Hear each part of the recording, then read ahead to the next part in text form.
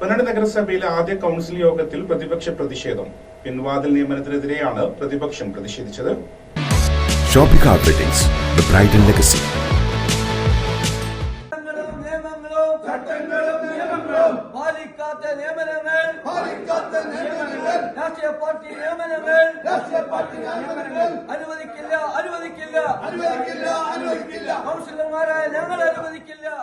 പൊന്നാനി നഗരസഭയിൽ ചട്ടങ്ങൾ മറികടന്ന് അനധികൃത നിയമനം നേടിയ താൽക്കാലിക ജീവനക്കാരുടെ കാലാവധി നീട്ടണമെന്ന അജണ്ടയ്ക്കെതിരെ പ്രതിഷേധവുമായി പ്രതിപക്ഷ കൗൺസിലർമാർ രംഗത്ത്. മാലിന്യമുക്ത പരിപാടിയുടെ ഭാഗമായി നിയമിച്ച താൽക്കാലിക ശുചീകരണ തൊഴിലാളികളുടെ കാലാവധി നീട്ടി നൽകാനുള്ള അജണ്ടയിൽ UDF അംഗങ്ങൾ വിയോജനക്കുറിപ്പ് നൽകി. എംപ്ലോയ്മെന്റ് എക്സ്ചേഞ്ചിന്റെ ലിസ്റ്റിൽ നിന്നും മുൻഗണന മറികടന്ന് നിയോഗിച്ച താൽക്കാലിക ജീവനക്കാരുടെ കാലാവധി മുനിസിപ്പൽ ആക്ട് പ്രകാരം 3 മാസം മാത്രമായിരുന്നു.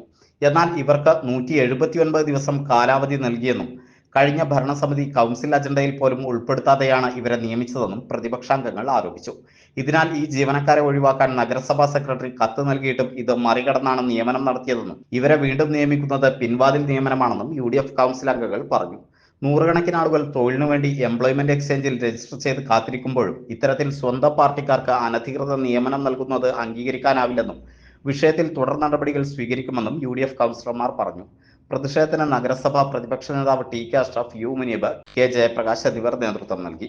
മാലിന്യമുക്ത ഡ്രൈവിന്റെ ഭാഗമായിട്ടാണ് ഇവരെ നിയമിച്ചതെങ്കിൽ മുനിസിപ്പൽ ആക്ട് 224 പറയുന്നത് 3 മാസം മാത്രമാണ് നിയമനം നൽകാൻ വകുപ്പുള്ളത്. പിന്നെ എന്തടിസ്ഥാനത്തിലാണ് 179 ദിവസം നിയമനം നൽകിയത് എന്ന കാര്യത്തിൽ ഒരു മറുപടി ഉണ്ടാകണം. രണ്ടാമത്തെ കാര്യം, ഇവരെ എംപ്ലോയ്മെന്റ് ലിസ്റ്റിൽ നിന്നാണ് ഇവരെ നിയമിച്ചിട്ടുള്ളത്.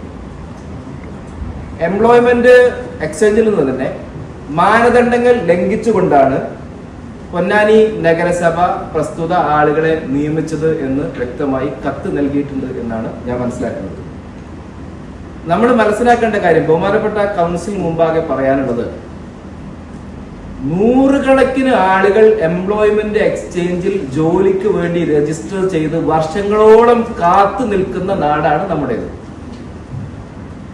ഇതൊന്നും പരിഗണിക്കാതെ സ്വന്തം താല്പര്യങ്ങളും പാർട്ടി താല്പര്യങ്ങളും പരിഗണിച്ചുകൊണ്ട് ഇത്തരത്തിൽ പിൻവാതിൽ നിയമനം നടത്തുന്നത് ഗുരുതരമായ തെറ്റാണ്.